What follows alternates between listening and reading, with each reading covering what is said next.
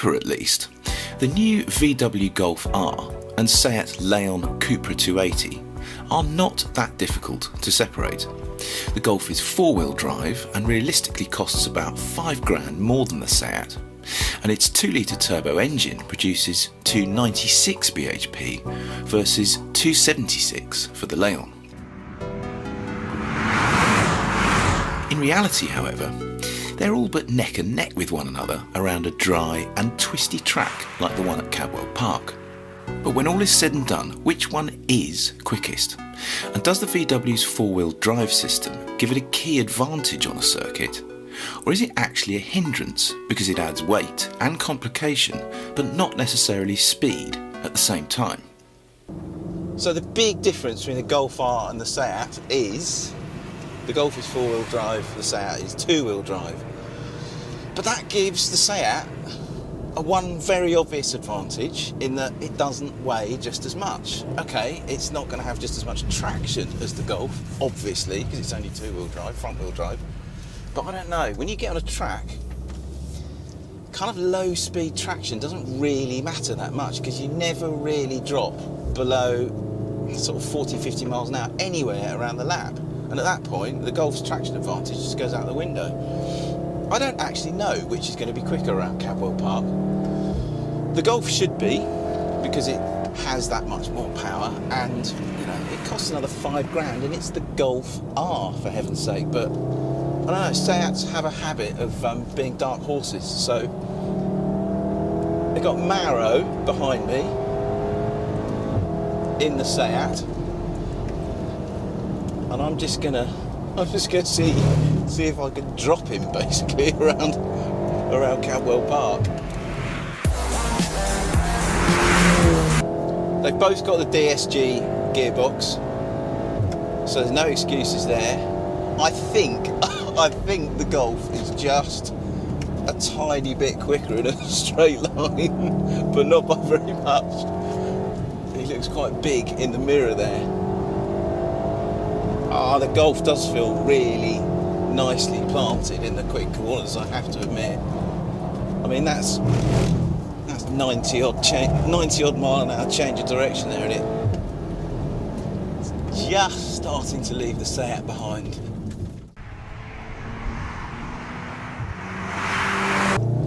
Okay, I'm really going to try this time. Really going to try and drop him.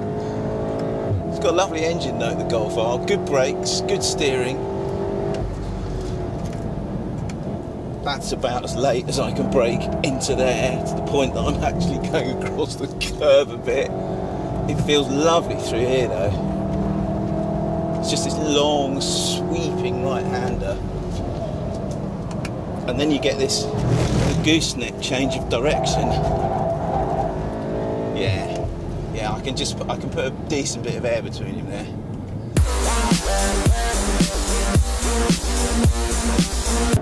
Golf R is one of these cars, it sounds good, it goes really well, and it's just got this sort of underlying sense of absolute efficiency. It's very, very effective and neat and tidy. It's also pretty fast as well.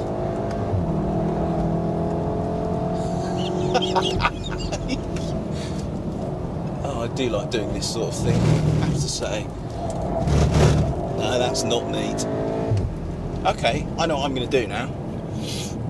I think we've proved that if you're prepared to drive the Golf R with sufficient idiocy, let's face it, that you can just about open up a tiny little gap between it and the Seat.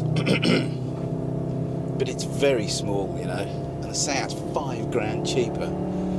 What I really want to do is jump in the Seat, do exactly the same thing, put Marrow in the Golf and me in the Seat, and see how that feels. So let's do that. Let's do a swap.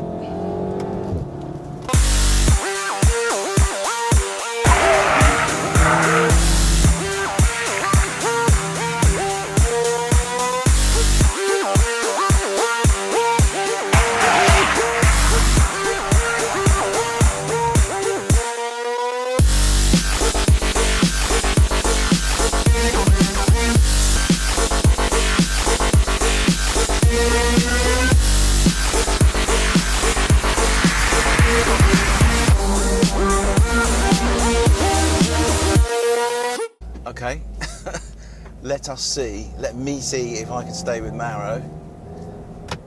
Me and the Seat, Maro and the Golf R. I don't know, I really don't know what the answer to this is going to be. I'm kind of hoping that the fact that the Seat weighs that little bit less is going to make all the difference around here, but I just don't know. I've asked him to give it absolutely everything, basically, so go on then.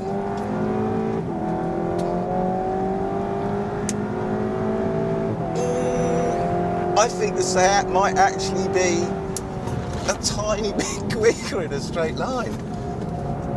No, it turns in really nicely, the Seat.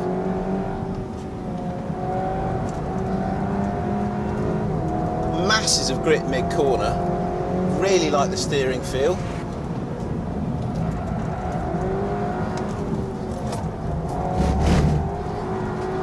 Oh, wow, I am loving the Seat Leon.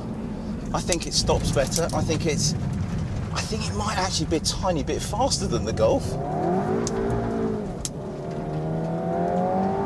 The gearbox is, well, it's the same gearbox, so exactly the same. But the big thing is the front end on the Seat is better than the Golf's. It turns in better. It just feels more planted once you've actually got the thing committed to the corner. Wow. As a result, I can stay right on its tail. Oh man, I get paid to do this sort of thing. It's ridiculous. The Seat wasn't just faster around the track than the Golf. It was a more effective lawnmower as well.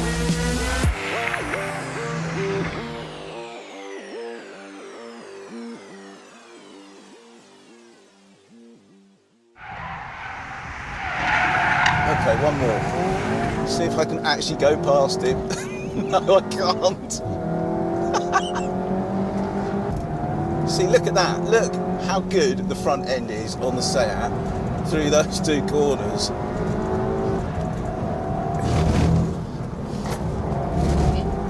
Wow. Wow, I am really, really impressed with the Seat. Oh. I think it's faster than the Golf R. That's outrageous considering it costs 5,000 quid less. And it's definitely not supposed to be the senior of the two when it comes to performance. Wow, what a car. What a proper little dark horse of a car.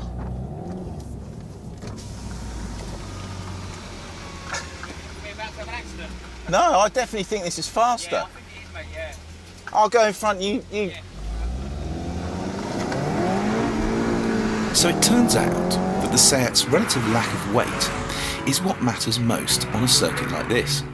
The VW, of course, has the more luxuriant cabin, and its four-wheel drive system would be invaluable on snow and ice, or even just in the wet. But on this day, and on this circuit, the cheaper, lighter, less powerful Leon just about edged it. No, we didn't expect a result like that either.